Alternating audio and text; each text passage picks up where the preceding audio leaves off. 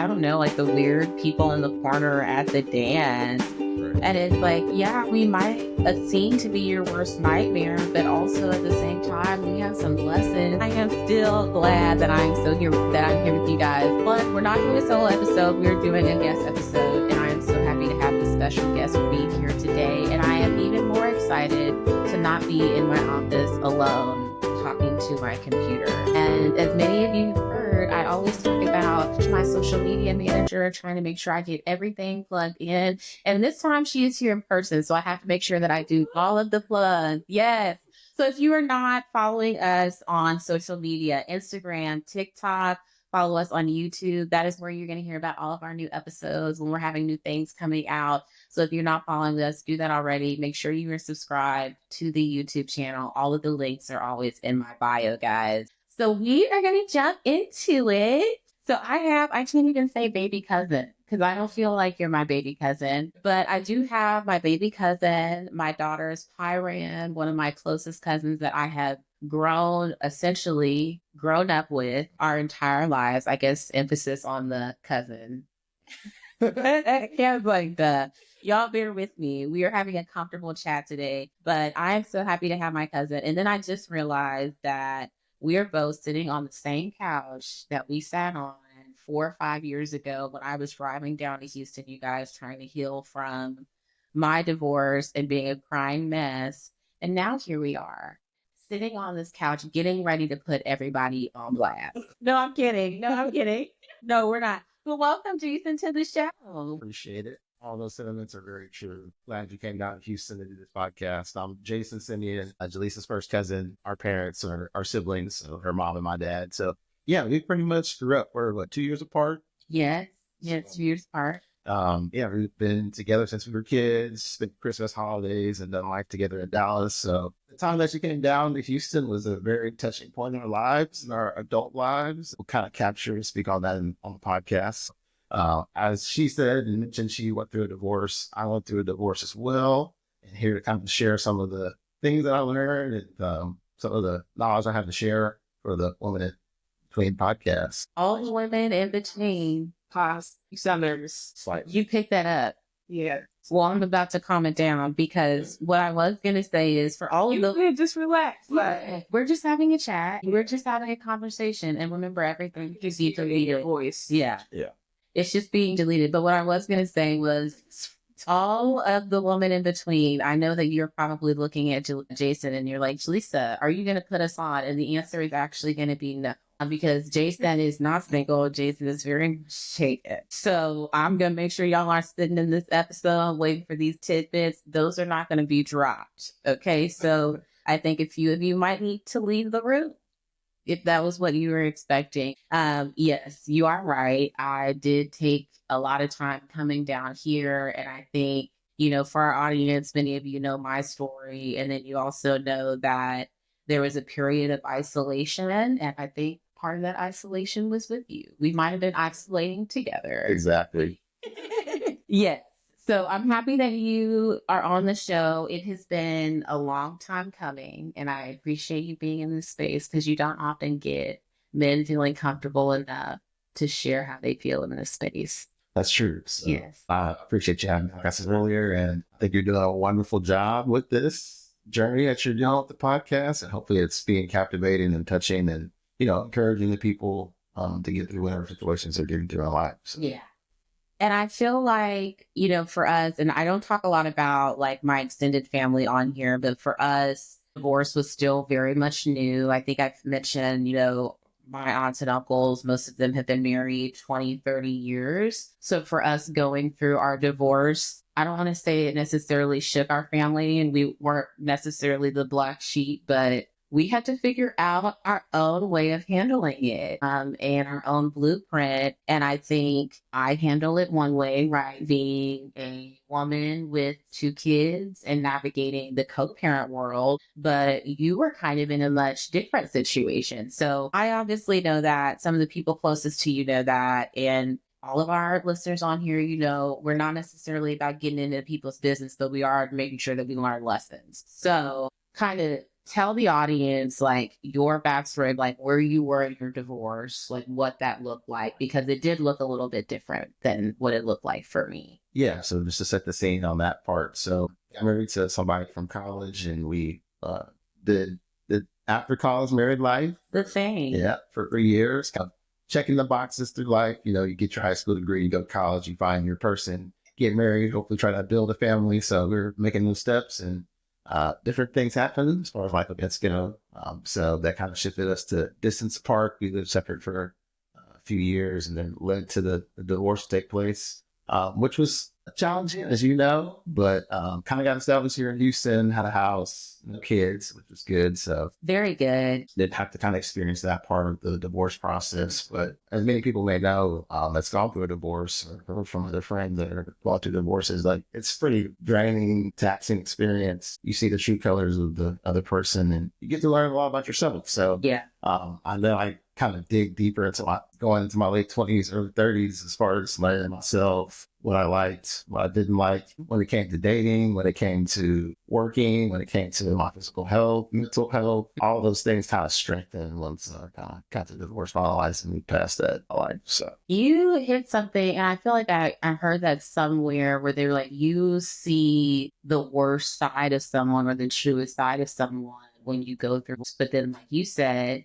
you get to figure out how you respond. But there's also this side of it to where, like, you know, your family seeing you go through this experience, your friends are going through this experience, and there's this expectation of, okay, well, this is how this person is going to respond. And I know for me, what I thought the divorce journey would look like was completely different than what it actually ended up being. So what did you think that divorce journey was going to look like in terms of like the support you were going to receive, right? Versus what you actually got, just as a man.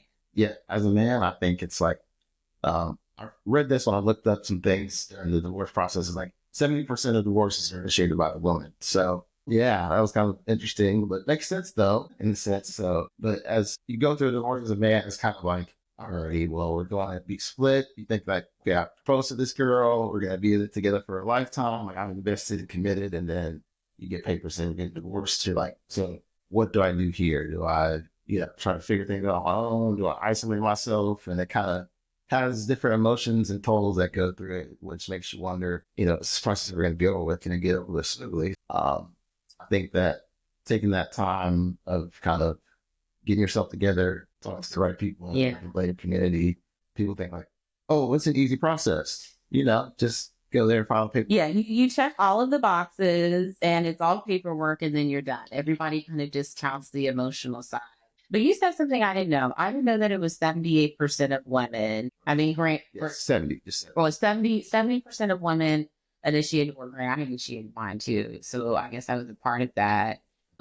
With that, were you blindsided? I would say no in my situation, because we had already discussed that we were probably going to be getting divorced since we were separate. But I think I was blindsided by the fact that how they went about the divorce and didn't give me a heads up, which is probably, when you're in those situations, you're probably not going to get a notice that, hey, I filed. So I was sitting in my parents' office on email from my ex-wife, and I was like, oh, well, she's already filed. And I was trying to use the process of filing. So, yeah, which made it kind of interesting. And I was like, well, this isn't going to be as smooth as people thought it would be or thought it could possibly be. So that was kind of one misconception folks had in my situation, which made me wonder and be like, okay, well, you get to see people's true colors and stuff like that. Like it's going to, hopefully a quick divorce, which is a misconception. It doesn't happen quickly. No, it does not. But during that time period, like you said, it's kind of a lot of different emotions, a lot of misconceptions. People don't know how to respond and check on you, especially as a man. It's kind of like, well, he must have something wrong, If she's the one that's lying, then it has to be his fault. And why couldn't they make this work? And and then I think there could be the question of why couldn't he make this work as the man? And isn't there pressure there? I don't think I've ever asked you that. I don't think you have.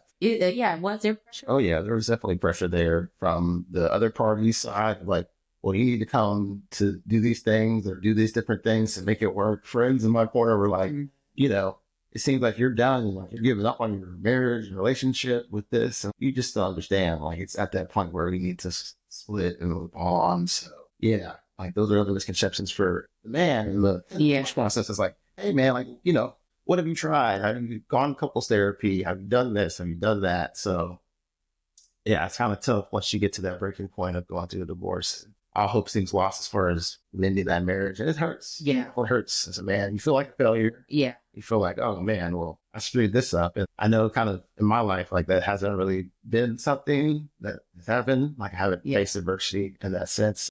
Like you mentioned, like, you've seen our parents grow up and so you don't know how to years. You don't know how to handle it when you see your own breakdown, and then there's this failure. But I know for me, there was almost kind of like, it's okay if you feel like a failure as the woman in this relationship. But for some men, especially in the divorce support groups that I were in, it was kind of like more of looking at it from the standpoint of like, well, what did you do to cause this? And can you prevent it in the future? And it's not to say like, fault holds no gender, right, within a marriage. So I definitely get that. Oh no, I think you hit on something else where it's like, it's not as quick and easy as people think it is. And it's not as black and white as you think it is. And I think I've said this on this podcast, and I know we've talked about it. There's the paperwork piece, right? That's very tactical. That's black and white. You try to get that done. You hope everybody's not petty. But then there is the emotional piece that you have to heal from, and you're trying to deal with it. And you were very fortunate. I tell you this all the time, that you didn't have kids involved, because it adds another layer on a man, I feel like, to be a provider. Right. In a different way.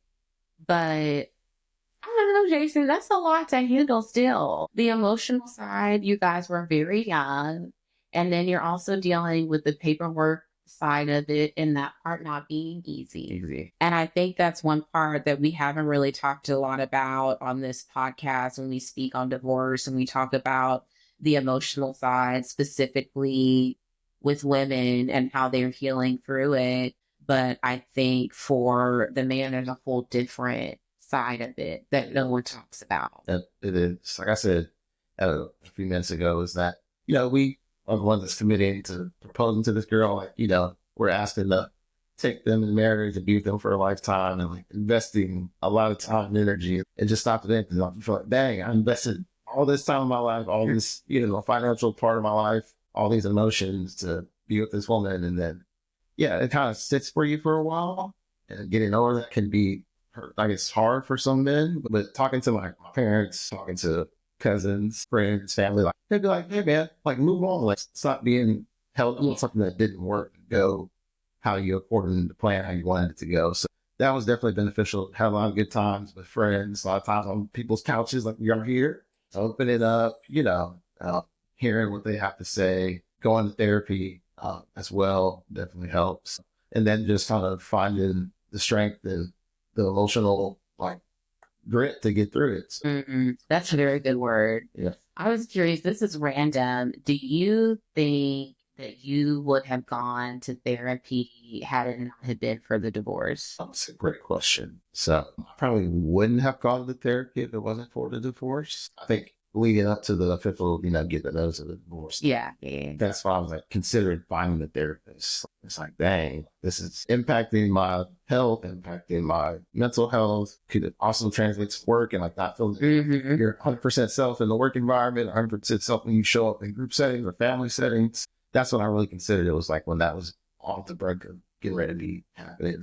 But yeah, if I didn't have a divorce going on or in that situation of a kind of failed relationship, I wouldn't consider therapy. Right now, I definitely recommend it to anybody, even that's single. Like, there's still a lot you can gain and you can pick up from going to therapy, even if you're not faced with any sort of adverse situation in your life. So that's what the therapist. Her brother is a therapist as well. Yeah, shout out to my brother. I feel like we always have therapists on the show, but I'm telling you, we just don't hear a lot of Black men talking about needing that space to open up.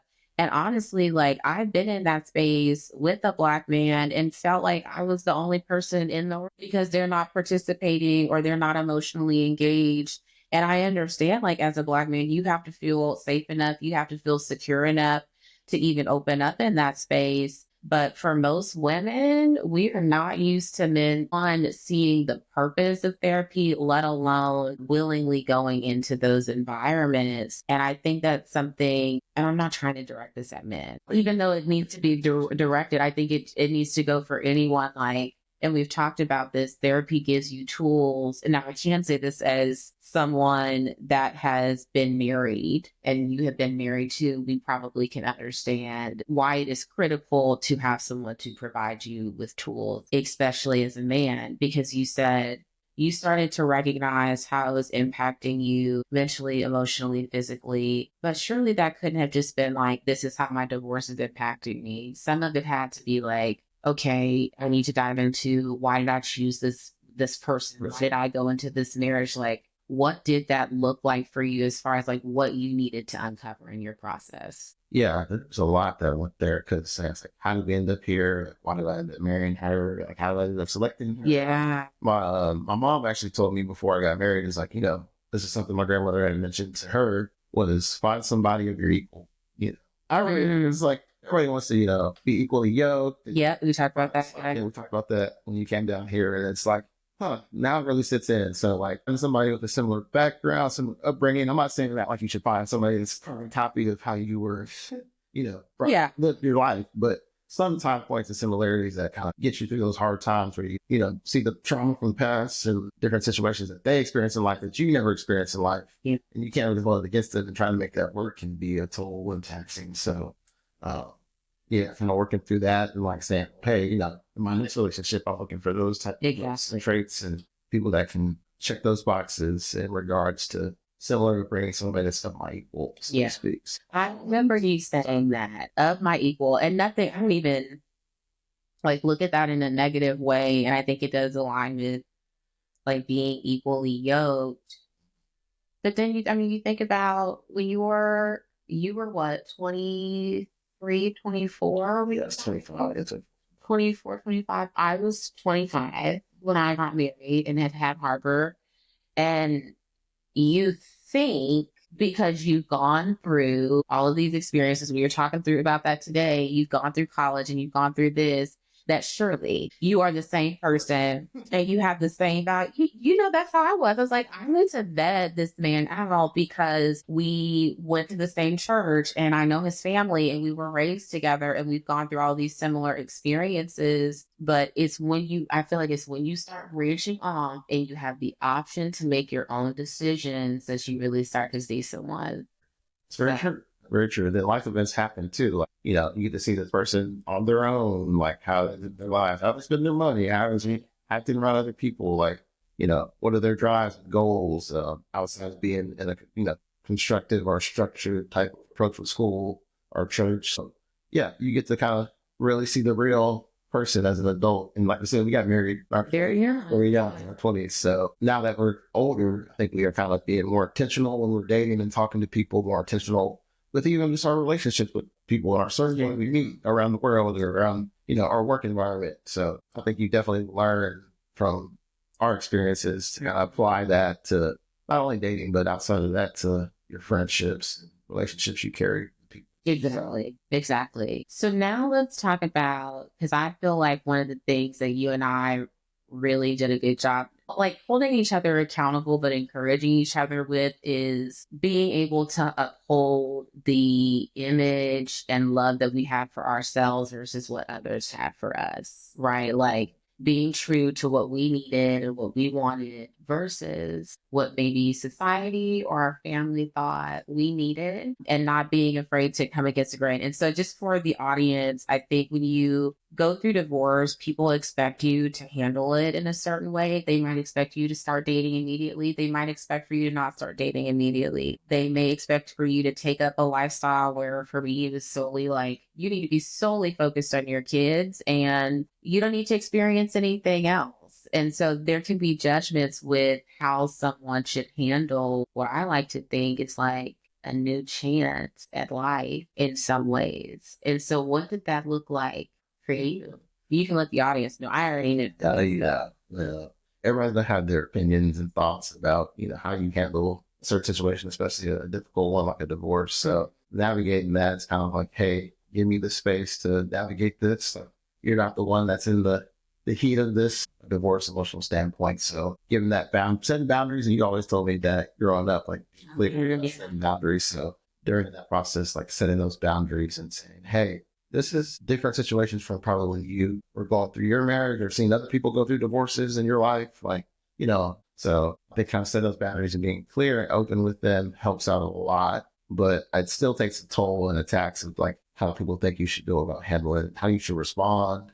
But there's some positive things that come out of it too. But it can definitely eat up at you, especially as a man. It's like, don't let her make a fool of you and stuff like that. And things like that were gonna be upset. It's just like, yeah, I'm not trying to let that happen. Like, I'm trying to move on from this situation. Like, I want to progress and move on with my life and things like that. But that being said, it's just like people are gonna have their opinions, they're gonna have their thoughts and like project what they think is going on or with how you should feel. And I thought that was the biggest thing, is like people tell me how they think I should feel. Yes. Oh my gosh, they do. Like, you should be as hurt, or you should be able to move on, and at least it should be this, and at least it. Oh my goodness, it's like the projection. Yeah. So, but after you get all through that and kind of can show and people can see like, oh yeah, he's moved on. Like, it's kind of, people don't sit on the rug, but they just say, okay, he's healed. Sometimes we haven't fully healed. Yeah, that is true. And then people also put that prediction onto you too. It's like, oh, he's been through a divorce, or oh, she's been through a divorce. She hasn't healed from that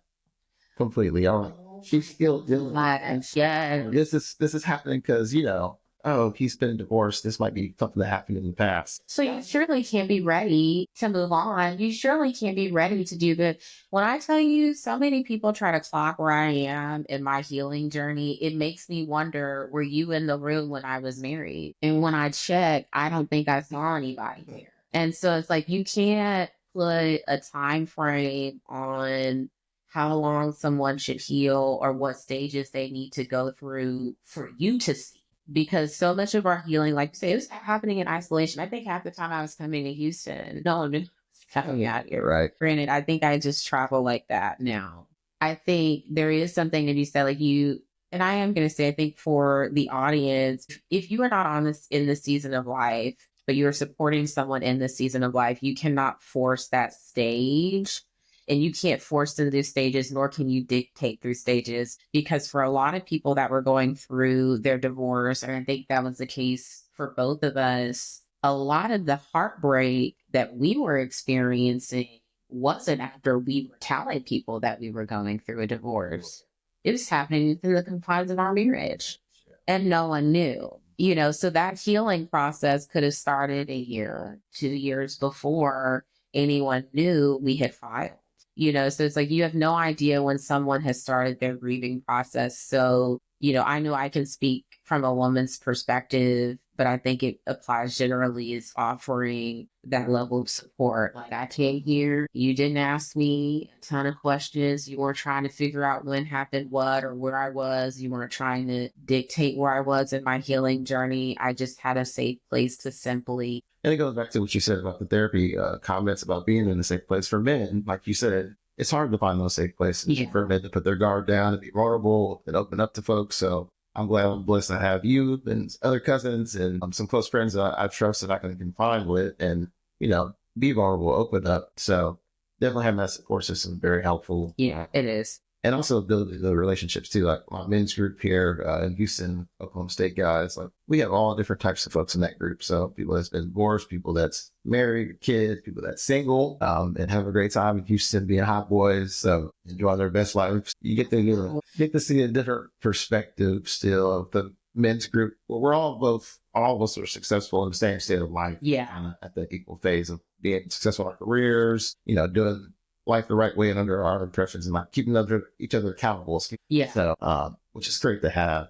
I never would have had that relationship given the fact that they knew I was going through a divorce. So, and other friends of ours that went to OSU were going through divorces too. So I think that was like some of the things that helped form that group to be holding each other accountable and to not for, men to be vulnerable. Yeah, to have that space. That either. And I know I've talked about that too, where I had to get in my own divorce support group and like just, I think it's something about like representation. Like, you need to see other people like you going through that life stage to know that you're not alone and you can speak to that experience. Because I don't know, it might have been the same for you, but when I went to my first divorce support group, that was the first time that I felt seen and heard when I was talking about my divorce experience. And it is not to say that like my family didn't care or anything, but like you can only resonate with what you've walked through in some scenarios. And so it was great for me to see like, oh, so some of you guys might have been through two divorces and you're doing okay. And like even having the leaders or experiencing positive life experiences with these people that were going through something similar to me. So did you kind of feel like you got this better layer perspective by seeing more people going through a similar experience? Yeah, I would agree with that. Mainly because everybody's experiences are different, and Especially in divorce. yeah, It's like a Skittles bag. it's crazy. It is crazy. So, but just like knowing like the emotional toll, like you said, you saw people that had two divorces, like how strong they are, still striving and doing well after that experience twice. Like those things are kind of motivating and encouraging. I think it kind of bounces off each other. When I talk to my male friends in the Houston area, or my male friends in general that have gone through divorces around the same time, or going through divorces around the same time, it's like, oh man, I didn't know I like, fully understand what you were going through, but now that I'm like in it, Yeah. resonate with you and connect with you. I'm like, yeah, man, it's gonna hurt. Like it's gonna be a very hurtful process, but there's gonna be great times with it too. Like I mentioned, just having that voice to be heard, your voice being heard by somebody, is helpful for me. Yes. Specs. And I got a lot of information from folks that have never been married before too, and it's not helpful for them as their relationships and can kind of Okay. see and pick up on. Oh, well, yeah, Things that you need to really think about. Because sometimes I do feel like people will look at like the divorced people and we're kind of like, I don't know, like the weird people in the corner at the dance. right. And it's like, yeah, we might seem to be your worst nightmare, but also at the same time, we have some lessons who don't discount us. Exactly. And I get it. Like I actually used to speak life into that thought. Like I used to speak life into the fact that like, God did not fulfill my marriage when in reality, like, no, he did. The fact that you were sitting in this space right now, that is fulfillment. Yeah. So like we're not all like sad, like we have things to say. Exactly. Clearly. You know, become better people because of what's Much better. And that's what I was going to ask you because you were talking about like therapy has been a really great space for you to heal in. I know it has been critical. And sorry, when you were married, did you go through therapy? No, we didn't. I didn't do it individually or a couples therapy, but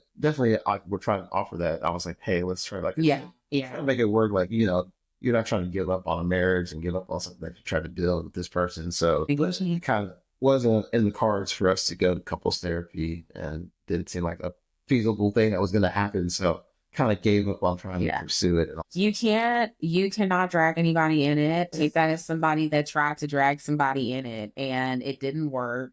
I'll never forget whenever like our therapist had given me and my ex-husband a survey and we had to fill in like how likely do you think that therapy is going to help your marriage? It was on a scale from 0 to 10. Guess what number he put? 0. No, he put a 2. A 2. Okay. I hate that for me. But like you can't force anybody. Yeah, you can't force anybody into it. But therapy was one thing. I did not know that you took up running the way that you did. Tell the people about the marathon. That is a good point. Yes. One physical activity that I did to clear my mind going through this mental roller coaster was running. So I would start off running with some coworkers of mine. We were kind of having a competitive and God is crazy how God puts like people in your lives in certain situations where you can connect people. Cool group of guys. So we were being competitive. We were doing half marathon. So, all right, 13.1 miles. That's kind of more than 5 miles in my life. Play a lot of basketball, and that type of running. We would come in the neighborhood, run 3 miles like every Tuesday and Thursday, and then got hooked. And I was like, this is such a cleanse. Like I feel like mentally I'm clear, physically I'm clear. I'm ready to start this. And I just stuck with it. That was back in, I don't know, 2019, 2018 maybe. So I started running. My first marathon in 2019, or half marathon in 2019. Yeah, but. Well, I was going to ask, so was this before or was it after you got Duke? My dog. Oh yeah, that was more emotional. Yeah, Yeah. bless your heart. Sweetest little baby. I'm gonna make sure I put a post.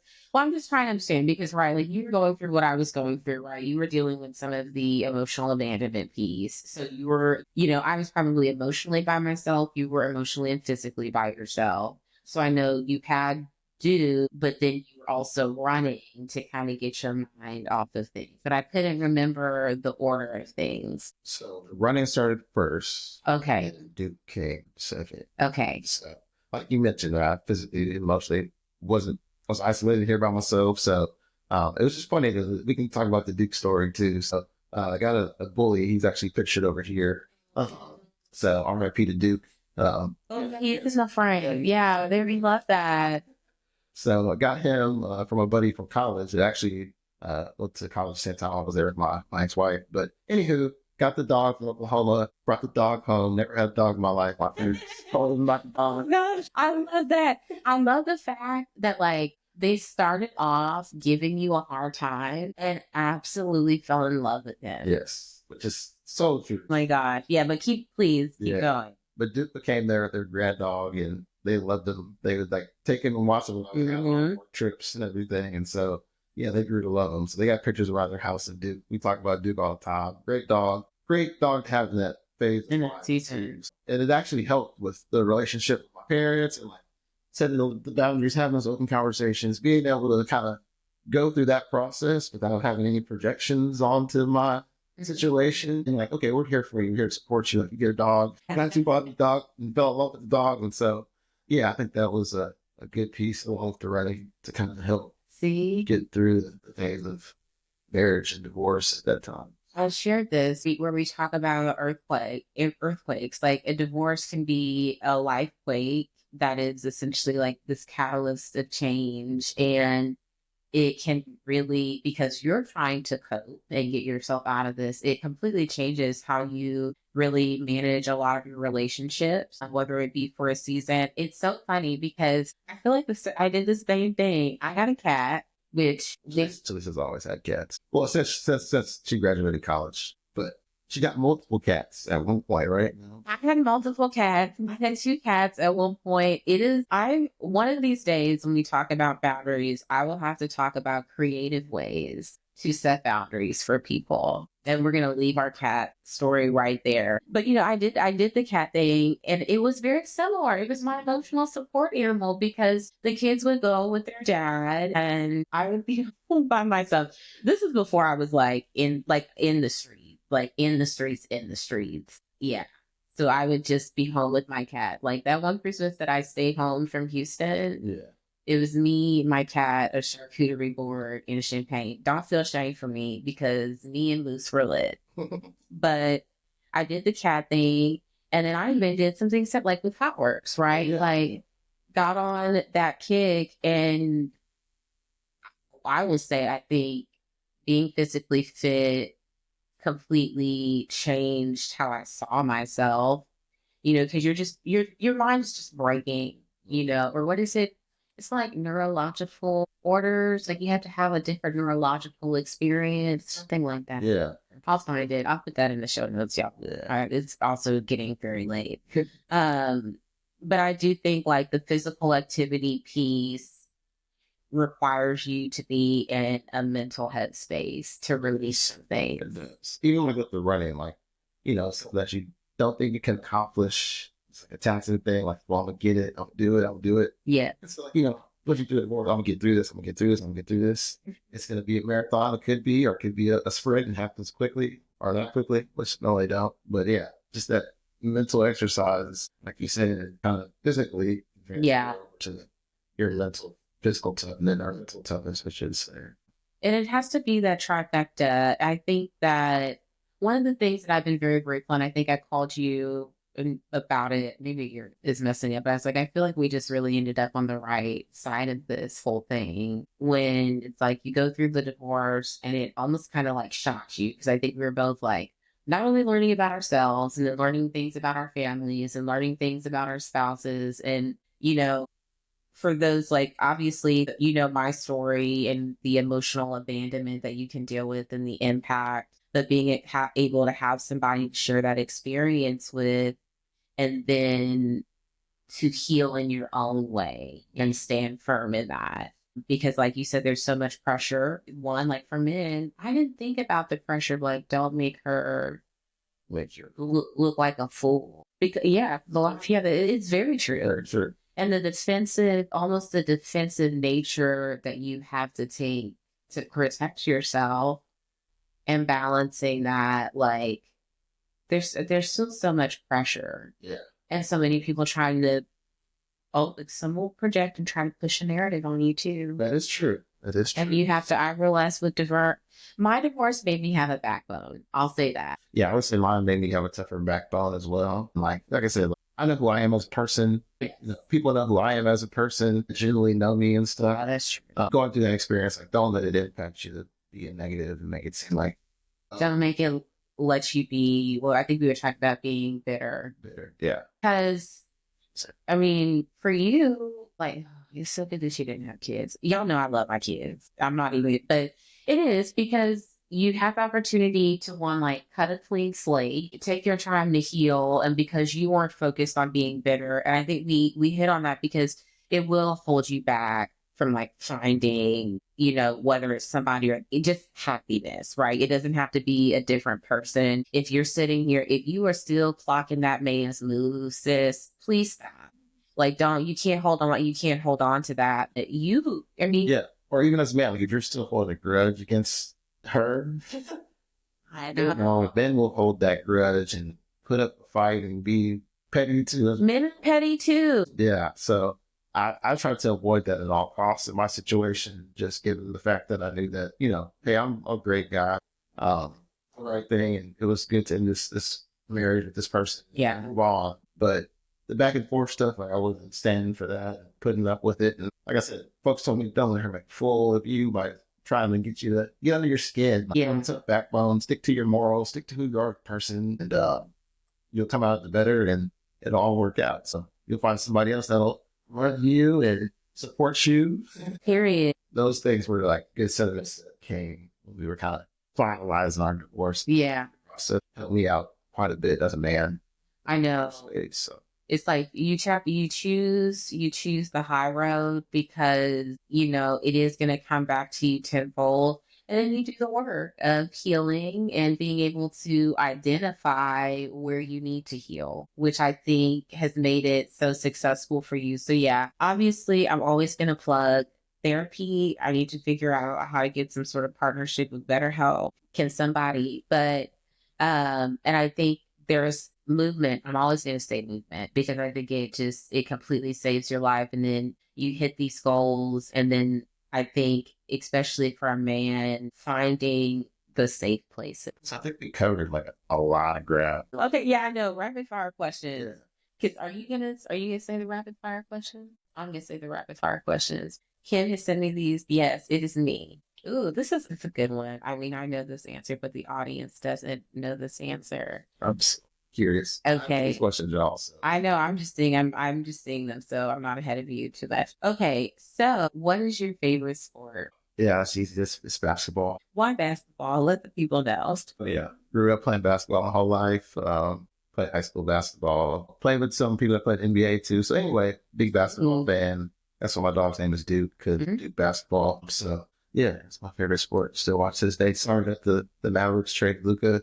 Crazy work. It very much so. On a Saturday night too, it's wild. But it's so funny because when people talk about select basketball, I always think about you. And I remember like if me and my brother were going to spend the night, so like for the audience, like we kind of grew up like maybe 45 minutes down the road. And so we would spend the night with Jason, but we knew if we were spending the night with Jason, our Saturday and Sunday, we're going to be at those tournaments all day, every day. It is no joke. Okay. Ooh, here we go. These are good. What is something you can't live without? I would say around my family. Wow. I'm just going to say Gatorade. No, it's real. Ginger ale. Ginger ale and Gatorade. So that's how I beat COVID. But, that's bad. Cut that out. But no, she got a funny point there with the Gatorade. So growing up, like she said, we spent a lot of time together in the Dallas-Fort Worth area. My parents always had a gallon jug of Gatorade consistently since I was about 3 years old all the way until I was in high school and out of their house. So yeah,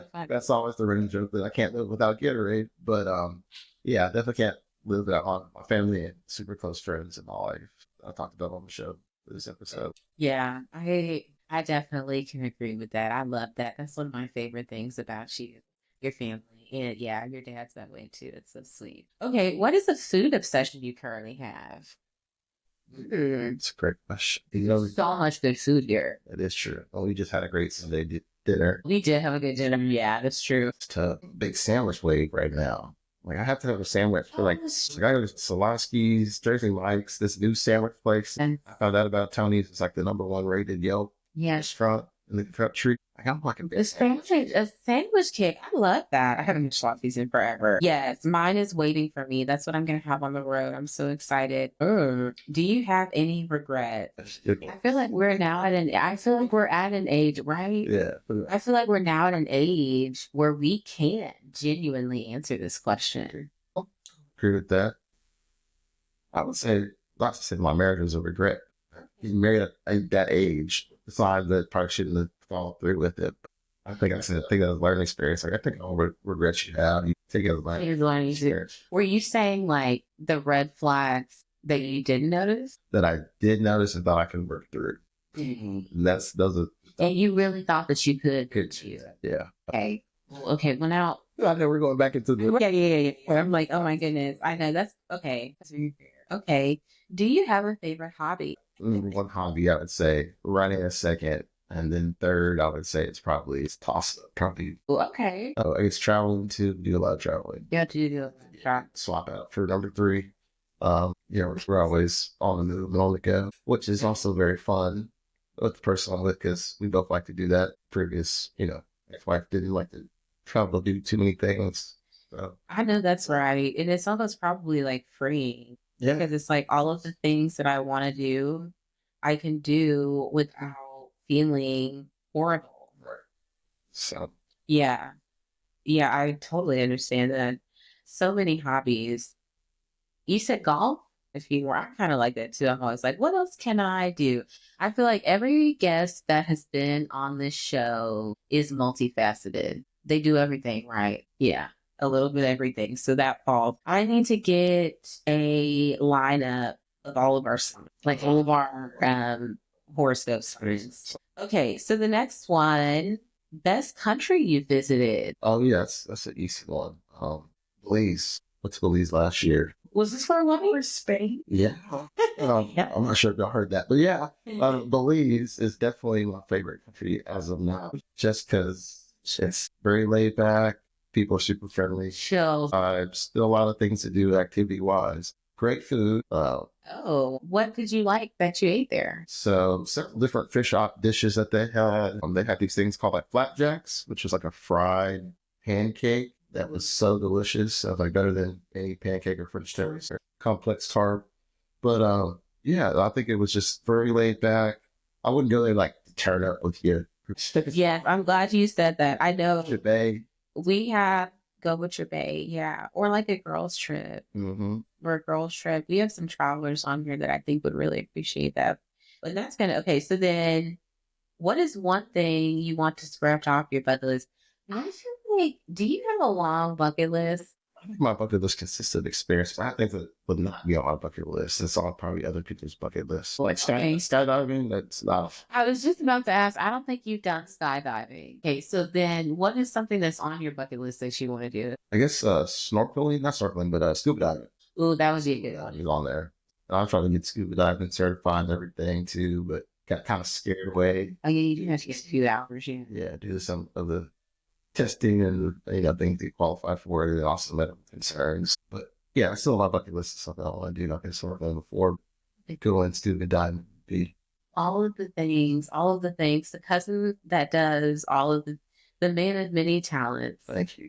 Yes. Well, one, these questions were actually really good. Some of these I really did not know. So I'm happy that we did these. And I'm also happy that you finally came on this podcast after almost a year. Yeah. That's crazy. You guys, I'm just so appreciative, one, that we get to have these conversations. And obviously, this is such a great opportunity on the podcast to be able to do something in person. I wish you really could have seen the behind the scenes of us trying to get these wires together.